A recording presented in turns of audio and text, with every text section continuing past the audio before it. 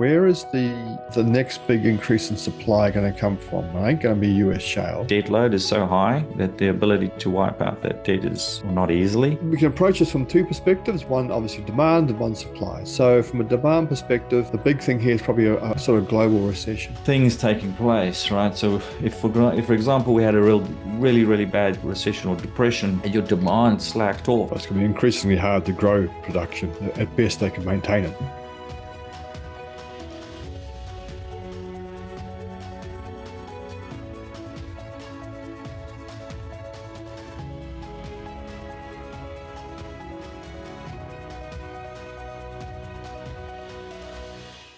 What would undermine energy? It's an interesting question. You've been very clear in stating your thesis around energy and why you believe we're in for a longish bull run. Just curious, what scenarios need to play out to undermine that bullish theme? In a sense, what might happen might delay the bull run or reverse it for the next few years?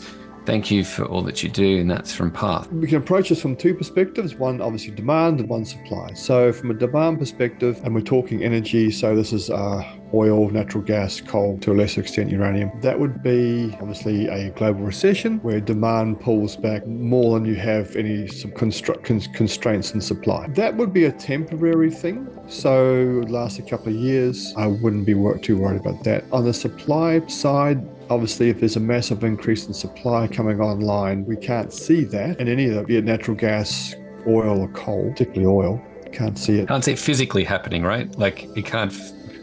So you've got US shale, which is entering a mature phase. Where is the next big increase in supply going to come from? It ain't going to be US shale. Argentina? No, Argentina is quite relatively small at best. It wouldn't be huge.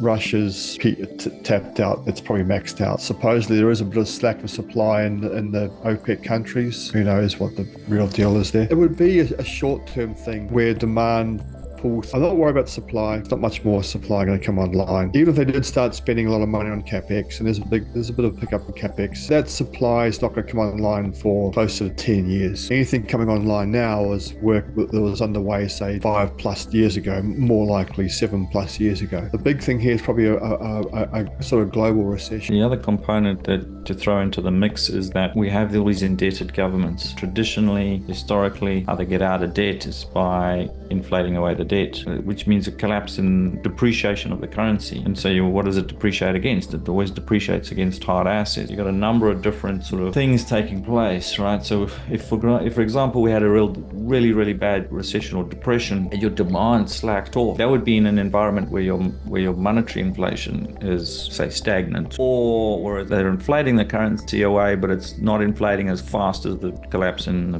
demand for oil. And so like you're looking at these different factors. From our perspective, the bigger play is just the fact that that debt load is so high that the ability to wipe out that debt they can't, or not easily. And so there's going to be a requirement to inflate that to a greater degree. And in that environment, then your underlying assets prices go up, at least in that currency. So again, there's a lot of factors in play, but Brad, you did right. It would be a large scale reduction in demand.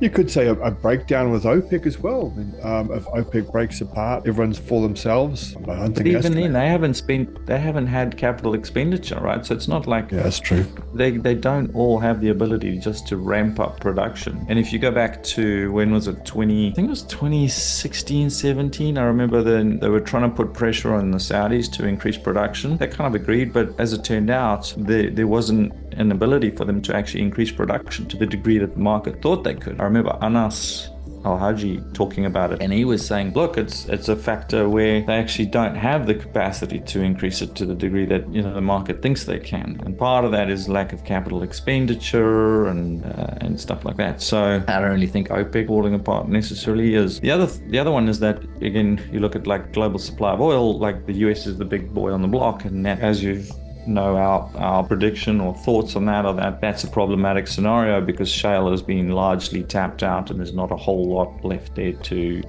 squeeze out of that particular lemon. It'll be increasingly hard to grow production. At best, they can maintain it.